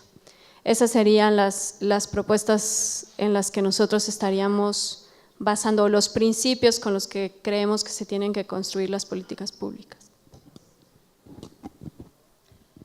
Yo dos cosas brevemente. Uno es que me provocó mucho las palabras de Eduardo en cuanto a la experiencia que hemos tenido en Vamos por una Fiscalía que Sirva, porque en efecto ha sido un desafío para escucharnos y para entendernos y saber que nuestras diferencias no son obstáculo para estar en una coincidencia y que eso nos pueda llevar a plantear una serie de propuestas. Estos talentos que hay, que son diversos, plurales, algunos tendemos más a una acción guerrillera y a otros a no, espérate, todavía no es el momento, pero eso ayuda mucho porque nos va complementando y yo creo que finalmente ese es parte del desafío que actualmente tenemos, es decir, cómo nos escuchamos y cómo nos entendemos, cómo tendemos puentes. Yo diría que esta experiencia ha sido un proceso de aprendizaje. Todavía tenemos mucho por aprender, muchísimo, y tenemos todavía una larga serie de cosas y pasos a seguir para llegar a lo que queremos de una institución fuerte, autónoma, independiente, que no sirva a ningún poder más que a la propia institución y sirva a la ciudadanía, ¿no? Yo creo que eso es lo importante. Cómo además hacemos un músculo social, creo que lo hemos hecho, como decía. Los músculos sociales no solamente significa ir y convocar a una marcha, sino el músculo social también se ve desde otras maneras. Hay otras maneras de hacer esos músculos sociales, pero que son muy importantes, son muy necesarios para poder movilizar también, es como una parte de la movilización ciudadana que se requiere. ¿Cuándo vamos a terminar con la corrupción y con la impunidad? No lo sé. O sea, no solamente requerimos de una institución como una fiscalía fuerte, necesitamos de un cambio de paradigma y de chip en el servicio público, pero también en cómo ir desmembrando todas esas redes de la macrocriminalidad, como se le llama, ¿no? Donde intervienen muchísimos otros factores que tienen que ver con, entonces, hacer otro tipo de políticas para enfrentar el problema de una manera integral y global. Pero ¿cuándo lo vamos a detener? Pues cuando un caso como el de Duarte, el exgobernador de Veracruz, realmente se le investigue por lo que se supone que hizo. Cuando realmente la carpeta de investigación esté bien integrada para que entonces se le pueda procesar y se le pueda sancionar.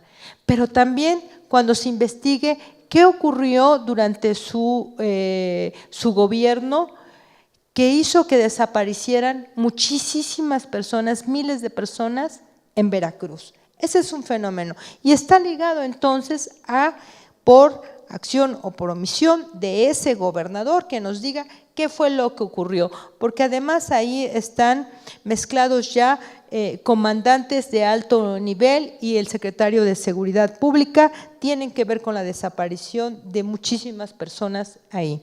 ¿Cuándo vamos a ver que termine la corrupción y la impunidad? Cuando se abra de nuevo el caso de la Casa Blanca. ¿Cuándo vamos a terminar con la corrupción y la impunidad? Cuando realmente se investigue el caso Odebrecht. Porque justo esos son los puntos, son los casos que nos pueden llevar a ir haciendo un cambio en el paradigma, ¿no? Si no, yo no veo de otra manera cómo le vamos a hacer, cómo le vamos a seguir enfrentando esto. Y las instituciones no pueden solas, necesitan de la ayuda y de la colaboración de las organizaciones civiles, de la ciudadanía también, pero también de la cooperación internacional. Y eso no está mal, no es malo, no es algo grave, sino por el contrario, creo que eso nos puede ayudar con otras experiencias, con cosas muy puntuales que quizás a nosotros no se nos ocurren ahora, pero que habría que ir experimentando, ¿no? Entonces, sí, lo que llamo es a que podamos continuar en la reflexión y sí podemos hacer cosas juntos, aun cuando tengamos diferencias. Pero eso también es parte de la riqueza que nos da el poder empujar el caso de Fiscalía que Sirva, que yo creo que eso puede ser realmente, si logramos lo que queremos con eso, vamos a tener una sociedad de verdad súper exitosa. De verdad sería lo mejor que nos puede pasar. Necesitamos todavía convencer a muchísima gente. A 628, cuando la primera tu primera experiencia cuentas llegaron 5, pero yo creo que hoy vamos, ese es otro hashtag, vamos por 628. Bueno, yo quería regresar un poquito a lo último que estaba diciendo, porque estos espacios todavía me ponen un poco nerviosa y las prisas más. Entonces, solo querer aclarar un poco esto último, de qué tienen en común el programa de análisis de sustancias y las brigadas de búsqueda. Y es justo con lo que estamos cerrando ahorita las mesas, ¿no? Es la generación de capacidades para las exigencias y para la rendición de cuentas, ¿no? Por un lado, el programa de análisis de sustancias lo que busca es crear conciencia de las personas usuarias de drogas, de que son sujetos de derechos, la salud siendo de uno de ellos, la no criminalización y no discriminación siendo otro de ellos, y que pueden organizarse identificándose como sujetos de derecho y como actores políticos en un contexto, Y solo si la población más afectada se reconoce como tal, podemos realmente empezar a impulsar la exigencia del cumplimiento de estos derechos. Y por otro lado, las brigadas de búsqueda pues son la experiencia de familias en algunos casos que llevan desde 40 años hasta unos meses buscando a sus familiares desaparecidos, que han pasado por todas las instituciones, han tocado todas las puertas, se han organizado a nivel nacional, a nivel local, con aliados internacionales, han hecho incidencia a nivel regional, a nivel internacional, han hecho de todo. Y ya es una acción que pasa más allá de exigir que se hagan las cosas, a enseñar cómo se tienen que hacer las cosas. La sociedad civil haciendo un acto de clara desobediencia civil, tomando un paso para adelante diciendo las cosas se pueden hacer, y deben de hacer y se deben de hacer de la siguiente manera. Y las familias lo podemos demostrar sin ser expertos, sino convirtiéndonos en expertos en el camino, en todos los temas necesarios.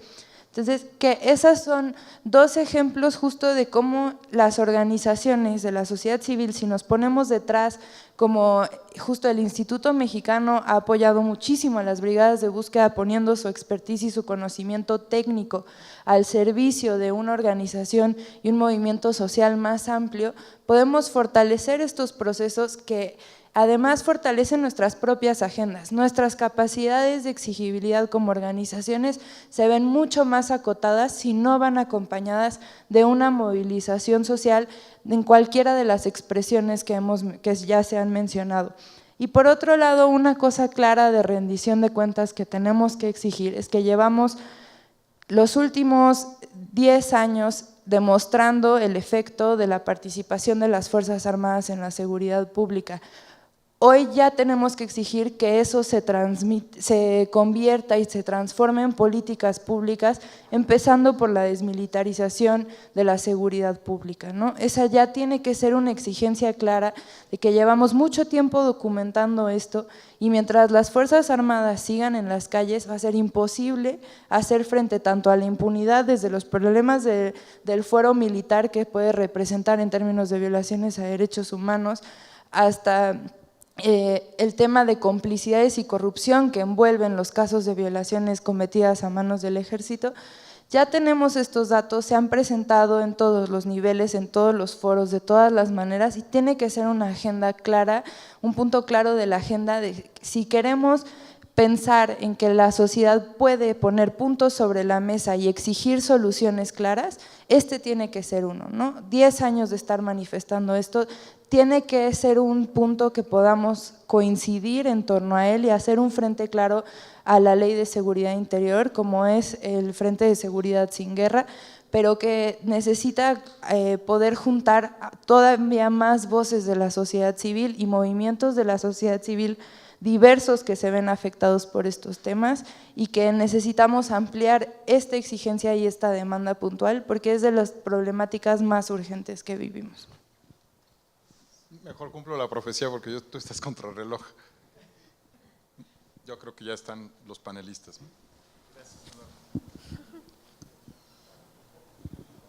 Pues gracias Eduardo por la generosidad, como lo dice estamos contratiempo, entonces vamos a tener que cerrar aquí la mesa, les habíamos propuesto a las ponentes y los ponentes estar hasta las 6 y sabemos que tienen otros compromisos. De todas maneras, quienes formularon preguntas las haremos llegar ahora a quienes van dirigidas. Queremos agradecerles su presencia esta tarde, creo que ha sido una mesa muy representativa de iniciativas importantes que se realizan desde la sociedad civil para impulsar la rendición de cuentas. Gracias por su presencia también y pasamos enseguida sin receso con Ernesto para la conclusión de este foro.